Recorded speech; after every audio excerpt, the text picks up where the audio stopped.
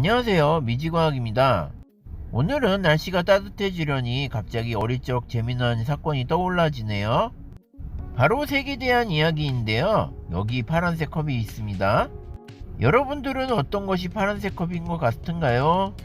왼쪽이 파란색인가요? 오른쪽이 파란색인가요? 참고로 저 초딩 때 어르신들이 파란색 컵 가지고 오라고 했는데 왼쪽 컵만 있었고 파란색 컵은 없어서 한참 헤매다가 어르신에게 야단맞은 적이 있었습니다. 아니, 왼쪽이 초록색 컵이잖아 라고요.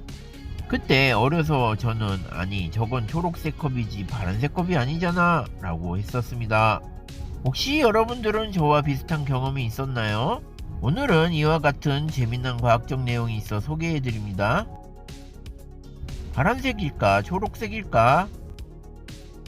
가시광선은 파장이 380에서 700나노미터인 빛입니다. 이 파장 스펙트럼에서 사람 눈은 수백만 가지의 다른 색을 인식합니다. 하지만 언어에서 분류하는 색의 숫자는 훨씬 적다고 합니다. 한 예로 볼리비아의 치마네족 대부분은 색 구분 시 흰색과 검정, 빨간색을 나타내는 단어만 사용한다고 합니다. 산업화된 나라는 대개 언어의 10에서 12가지 정도의 색을 분류하는 단어를 가지고 있다고 합니다. 진노랑, 불구스름하다, 푸르댕댕하다와 같은 수많은 색채어가 떠오르겠지만 이는 파생 색채어로 기본 색 분류에 포함되지 않는다고 합니다. 과학자들은 색채어가 5개에서 6개로 늘어나는 단계인 파란색이 나타나는 지점에 관심이 있다고 합니다. 초록색과 파란색을 한데 묶고 푸른색으로 통칭하는 언어권과 둘을 엄격히 구분하는 언어권 사이에 차이가 있을 것이라고 추측하고 있다고 합니다. 둘을 구분하지 않은 언어권을 초록색과 파란색의 합성어인 구루 언어라고 부르기도 한다고 합니다. 그래서 수많은 초록곰돌이 속에 파란 곰돌이 한 마리가 감쪽같이 숨어 있다는 것입니다. 왜 감쪽 같냐고요? 한국어에는 초록과 파랑을 구분하지만 둘을 구분하지 않고 한데 묶어서 부르는 언어도 많아서라고 합니다. 이런 언어에서는 예를 들어 19개의 곰돌이가 다 푸르다고 합니다. 하늘과 초원이 똑같은 색으로 기록된다고 합니다. 왜 빨주노초 파남보 중 유독 파랑과 초록 사이에서만 혼란이 일어난 걸까요?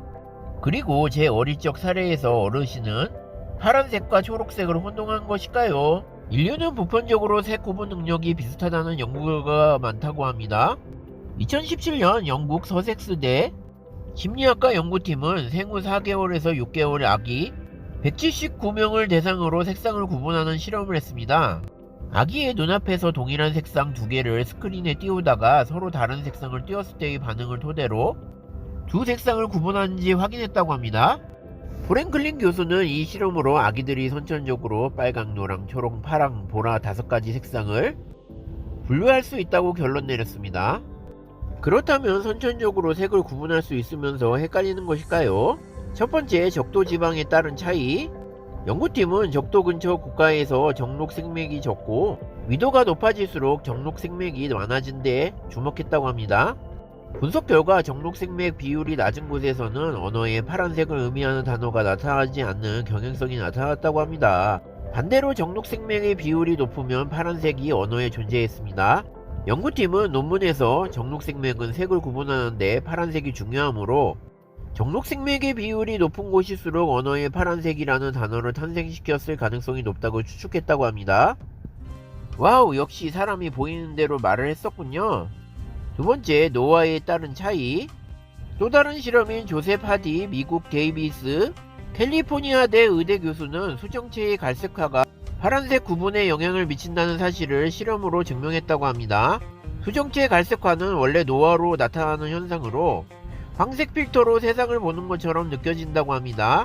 연구팀은 자외선에 많이 노출되면 수정체의 갈색화가 일어나기 쉽다고 합니다. 세 번째, 필요에 따른 차이. 또 다른 연구로는 연구팀은 언어의 3가지 색상어가 전부인 치마네족 58명과 80가지의 색을 구분해 라벨링하는 작업을 했다고 합니다. 40명은 공통적으로 따뜻한 색을 차가운 색보다 더 많은 색으로 구분하는 경향을 보였습니다. 비유하자면 따뜻한 색은 빨강, 노랑, 주황 등으로 세세히 이름을 붙인 반면 차가운 색에서는 초록으로 여러 색을 뭉뚱그려 표현한 것입니다. 실제로 다른 100개의 언어를 분석한 결과도 치마네족의 실험 결과와 비슷하게 따뜻한 색을 표현하는 말이 차가운 색보다 많았다고 합니다. 연구팀은 그 이유를 다양한 배경과 피사체에 담긴 2만 장의 사진을 분석해 찾아냈다고 합니다. 따뜻한 색은 주로 피사체에, 차가운 색은 주로 배경에 쓰였습니다. 연구를 이끈 에드워드 깁슨 MIT 뇌인지과학부 교수는 따뜻한 색이 물체에 많이 쓰이기 때문에 실제 사람과의 대화에서 따뜻한 색을 언급할 상황이 많은 것이라면 초원이나 하늘 등은 주로 대화 주제는 아니기 때문에 초록과 파란과 같은 차가운 색이 언어에 다양하게 나타나지 않는 것 같다고 말했다고 합니다. 와우, 초록색과 파란색이 구분이 잘 안되는 이유는 나이에 따른 이유와 필요에 따라 배경이라서 구분을 잘 안했던 것이었군요. 이렇게 과학적으로 보니 언어도 다 이유가 있었군요. 저는 다음에도 과학적인 세상사 설명을 지속적으로 말씀해드리겠습니다. 끝까지 시청해주셔서 감사합니다. 좋아요와 구독을 꼭 눌러주세요.